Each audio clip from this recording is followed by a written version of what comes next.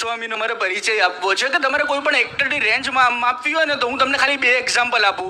કાશી રાઘવ નામની ગુજરાતી ફિલ્મ જોવાની, એમાં એક ટ્રક ડ્રાઈવરના ક્લીનર તરીકેનું કેરેક્ટર જોવાનું, ધેન લાલો નામનું કેરેક્ટર જોવાનું, અને લાલો ફિલ્મની અંદર કૃષ્ણનું કેરેક્ટર જોવાનું. તમને એ રેન્જ વર્તાશે. ખૂબ જ સારી રેન્જ ધરાવતા અભિનેતા શ્રુહદ ગોસ્વામી. પ્લીઝ શ્રુહદ.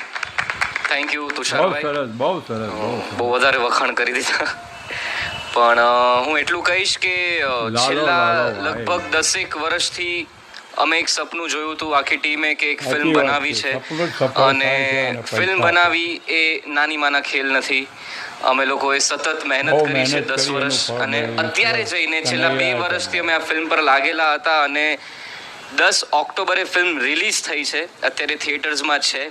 અને જેમ જય સરે કીધું કે મને કાલે રાત્રે ઈચ્છા થઈ હતી કે 11 વાગ્યા પછીનો કોઈ શો હું જોવા જાઉં, પણ